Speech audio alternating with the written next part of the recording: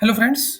इस वीडियो में हम लोग डिस्कशन करने वाले हैं अरविंद स्मार्ट स्पेसेस के बारे में। अरविंद स्मार्ट स्पेसेस को अगर आप ध्यान से देखेंगे तो इसने लगभग 17 अक्टूबर से लेकर के अब तक एक स्ट्रॉन्ग एरिया बिल्ड किया हुआ है और इस स्ट्रॉन्ग एरिया में हमें हाई वॉल्यूम नोट्स देखने को मिल रहा है। मतलब मोस्टली जो ट्रांजेक्शन्स हुए हैं उस मार्क एरिया में हुए हैं, जिसको मैंने इस ब्लू कलर से मार्किंग कर रखा है। So this is the area जहां पर ज्यादातर ट्रांजेक्शन्स हुई हैं इसके अंदर में।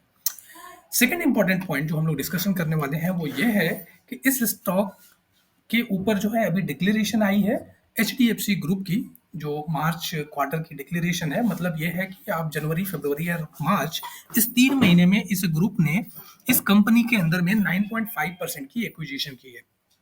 तो जनवरी मतलब ये है कि ये एरिया, अब जाहिर सी बात है कि इतना बड़ा ग्रुप जो है इतना टॉप पर तो बाई किया नहीं होगा। इन्होंने एक्विजिशन जो की होगी वो इस एरिया में की होगी, हम ये मान के चल सकते हैं। तो अगर हम इस मान के चलें कि इन्होंने इस एरिया में एक्विजिशन की है तो उनका जो एवरेज आया होगा वो समवेयर 200 के आसपास में आया होगा। ठीक है, 195 से लेकर 200 के बीच में होगा। तो मान लेते हैं कि 200 उनका एवरेज प्राइस होगा। अभी जो प्राइस चल रहा है वो 220 चल रहा है, तो 200 एंड 220 तो बहुत ज्यादा डिफरेंस नहीं है।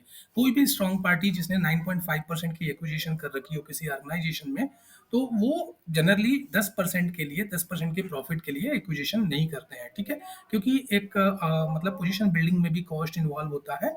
तो डेफिनेटली हालांकि 10% is a very good gain, but जब इस तरह की बड़ी बड़ी पोजीशंस बनाई जाती हैं किसी ऑर्गेनाइजेशन के अंदर में, किसी कंपनीज के अंदर में, तो थोड़े बड़े गेन के लिए बनाई जाती हैं।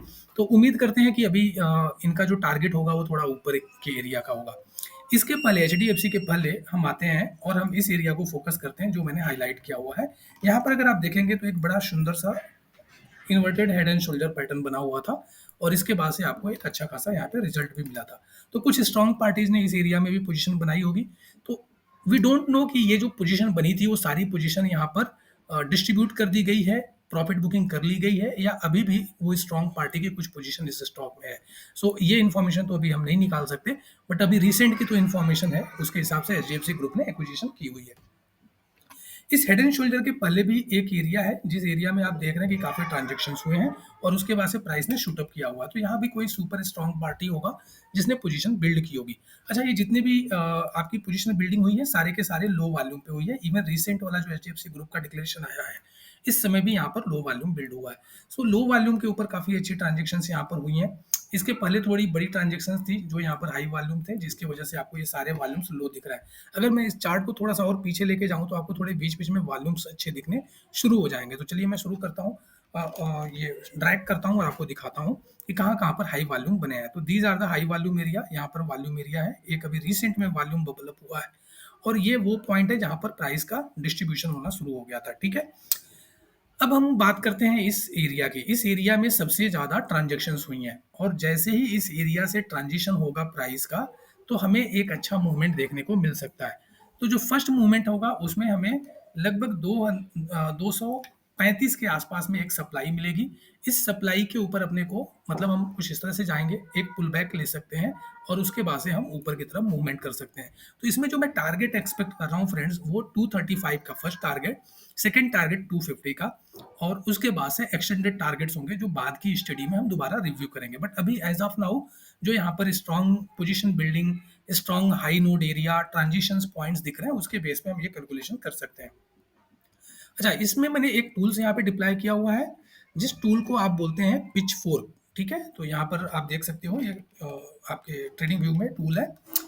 This is a pitch fork. इस पिच फोर्क टूल को अप्लाई करने के बाद अपने को कुछ इस तरह से एक टेंटेटिव पाथ निकल के आया है जिसके ऊपर हम, मतलब अपनी जो पोजीशंस है अगर हम इनिशिएट करते हैं तो हम उसको ट्रैक कर सकते हैं। तो यहाँ पर आप देखेंगे कि ये मेरा सेंटर पॉइंट है, this is near to 1, and इसके बाद का जो एरिया है मैंने थोड़ा सा इसको एक्सटेंड कर दिया, 1.5 कर दिया। मैं आपको सेटिंग दिखा देता हूँ मैंने क्या क्या किया हुआ है। मैंने यहाँ पे 1.5 लिया हुआ है, तो 1.5 जस्ट मैं ब्रॉडर लेवल पे यूज करता हूँ सो दैट कि मुझे एक थोड़ी क्लियर पिक्चर मिल सके। और उसके बाद हमारा जो ट्रांजिशनिंग होगा वो एक अच्छा ट्रांजिशनिंग हो सकता है। अगर नहीं भी होता है इन केस, तो मैं एज्यूम करके चल रहा हूँ कि प्राइस का जो मूवमेंट होगा वो कुछ इस तरह से होगा, यहाँ पे जाएगा, ये मे भी हो सकता है कुछ टाइम के बाद अपने मीडिएशन लाइन पे आए, फिर से कुछ ये इस तरह से जाए और फिर इस तरह से मीडिएशन लाइन पे आए। तो कुछ इस तरह की मूवमेंट मैं एक्सपेक्ट कर रहा हूँ। तो ये हम लोग इसको इसीलिए मैंने पिच फोर्क लगाया हुआ है, कि जब-जब अपने को लोअर लेवल्स पे आएगा, हम लोग देखेंगे, रिव्यू करेंगे और अगर अपने को पुल बैक पे कोई अपॉर्च्युनिटी या कोई सेटअप नज़र आता है, तो हम लोग उसके बेस पे उस समय अकॉर्डिंगली डिसीजन लेंगे। तो ये था मेरा रिव्यू इस अरविंद स्मार्ट स्पेसेस के ऊपर, काफ़ी स्ट्रॉन्ग सेटअप दिख रहा है अपने को। Let's see how it goes. Thank you very much.